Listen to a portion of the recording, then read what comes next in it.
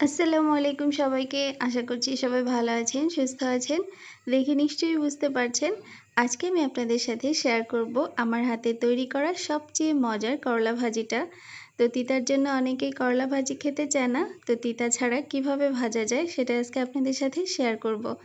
আমি এখানে বাজারে যে বড় সাইজের করলা পাওয়া যায় সেই করলা একটা স্লাইস করে কেটে ভালো করে পানি দিয়ে ধুয়ে নিয়েছি। দিয়ে দিচ্ছি হাফ চা চামচ পরিমাণ লবণ। লবণটা দিয়ে আমি ভালো করে চটকে তিতার যে রসটা সেটা বের করে নিচ্ছি এবং 4 মিনিটের মতো একটু রেখে ভালো করে ধুয়ে নিব।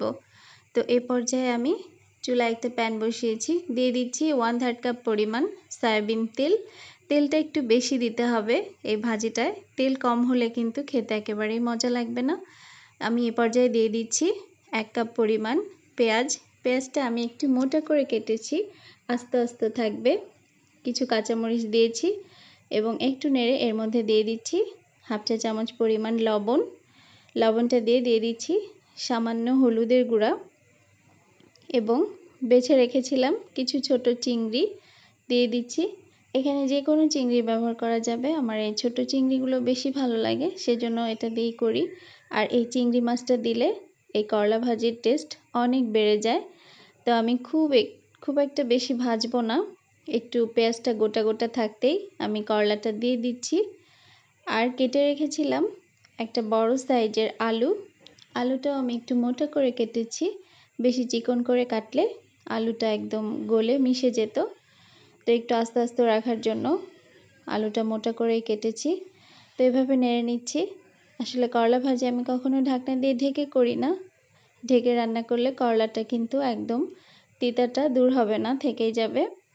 তো ভাজতে ভাজতে এ পর্যায়ে একটা কালার চলে এসেছে এবং এই পর্যায়ে কিন্তু 70% আমার সেদ্ধ হয়ে গেছে আলু করলা।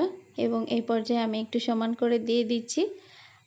একদম হাই হিটে আমি ভালো করে এটাকে অনবরত একটু ভেজে নিব।